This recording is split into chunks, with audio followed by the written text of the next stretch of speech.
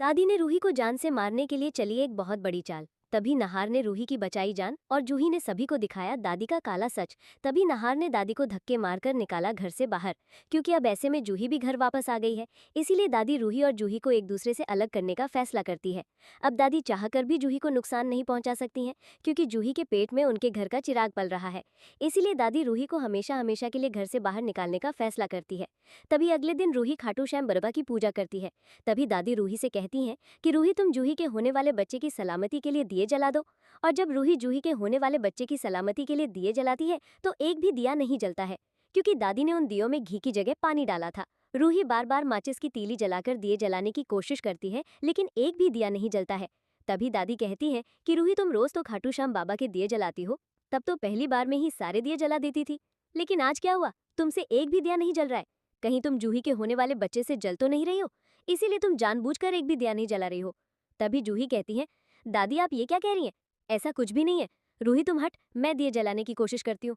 तभी दादी एक बहाना बनाकर सभी लोगों का ध्यान अपनी तरफ करती है, और जब सभी लोगों का ध्यान दादी के ऊपर होता है तभी एक नौकर आकर दिए बदल देता है। और जब जूही वे दिए जलाने की कोशिश करती है तो पहली बार में ही सारे दिए जल जाते हैं।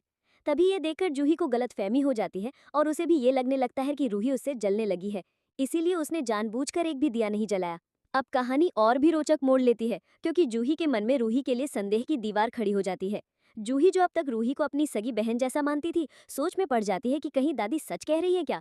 रूही बार बार सफाई देती है कि वो दिल से जूही और उसके बच्चे के लिए दुआएं करती है, लेकिन जूही के दिल में अब शक का बीज बो दिया गया है। परिवार के बाकी लोग भी ये तमाशा देख रहे होते हैं और कुछ को लगने लगता है कि शायद सचमुच रूही के दिल में जलन है। ये सब देखकर रूही का दिल टूट जाता है और वो अपने कमरे में जाकर फूट फूट कर रोने लगती है। नहार उसके पास आता है और उसका हाथ पकड़कर कहता है, रूही, तुम चिंता मत करो, मुझे तुम पर पूरा भरोसा है। मैं जानता हूँ कि तुम कभी किसी का बुरा नहीं सोच सकती हो। रूही नहार से लिपट कर रोते हुए कहती है, मुझे ये साबित करना होगा कि मैं निर्दोष हूँ। इसी बीच दादी एक और खतरनाक चाल चलने की योजना बनाती है। अगले दिन जब रूही और जूही अपने कमरे में बातें कर रही होती है, उस कमरे में एसी चल रहा होता है। दोनों हंसते बोलते हुए भविष्य की बातें कर रही होती है। तभी दादी पीछे से जाकर एसी के तार में आग लगा देती है। धीरे धीरे तार से धुआं उठने लगता है और अचानक जोरदार धमाका होता है। धमाके की आवाज से पूरा घर हिल जाता है और कमरे में आग लग जाती है। चारों तरफ धुआं ही धुआं भर जाता है और रूही घुटन महसूस करने लगती है। जूही चीखती है, बचाओ, कोई हमारी मदद करो। तभी दादी मौका देखकर कमरे में जाती है और जूही को खींचकर बाहर निकाल लाती है, लेकिन रूही को अंदर ही छोड़ देती है और दरवाजा बाहर से बंद कर देती है। रूही अंदर फंस जाती है। आग की लपटें उसकी तरफ बढ़ रही होती है और वो धीरे धीरे बेहोश हो जाती है। तभी नहार भागते हुए आता है और दरवाजा तोड़कर अंदर घुस जाता है। ये देखकर दादी के होश उड़ जाते हैं, क्योंकि उसने सोचा था कि रूही अब बच नहीं पाएगी। लेकिन नहार अपनी जान जोखिम में डालकर रूही को अपनी गोद में उठाता है और धुएं और आग से जूझते हुए बाहर निकाल लाता है। परिवार वाले दंग रह जाते हैं और जूही की आंखों में आंसू आ जाते हैं कि कैसे नहार ने रूही को बचाने के लिए अपनी जान की परवाह नहीं की। नहार गुस्से में कहता है, ये सब अचानक नहीं हो सकता, किसी ने जानबूझकर आग लगाई है। जूही भी सहमति जताती है और कहती है, जीजू, हमें इसकी जांच करनी होगी।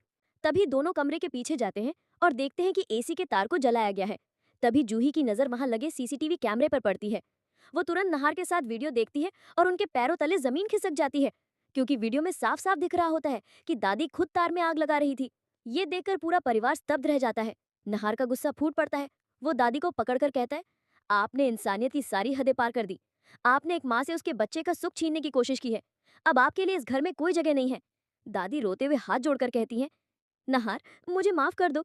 आज के बाद मैं कभी भी रूही का बुरा नहीं सोचूंगी। मैं वचन देती हूँ कि मैं सुधर जाऊंगी।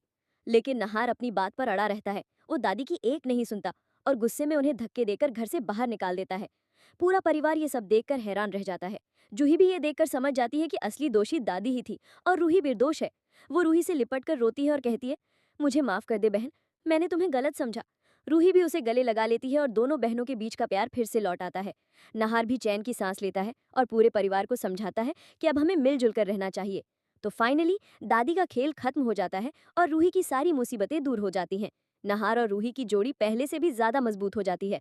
तो दोस्तों, अगर आपको नहार और रूही की जोड़ी पसंद आती है और अगर आप चाहते हैं कि नहार और रूही को उनका बच्चा रूहान मिल जाए, तो आप इस वीडियो को लाइक करके चैनल को सब्सक्राइब कर ले और कमेंट में लिखें, I support Nahar and Ruhi. Hello guys, कैसे हैं? उम्मीद करता हूँ कि आप लोग मस्त होंगे। गाइज चलिए मैं आपको दिखाता हूँ एक बेहतरीन नज़ारा जो बहुत कड़ी धूप हो रहा है। देखिए, देख सकते हैं कितना प्रकाश है।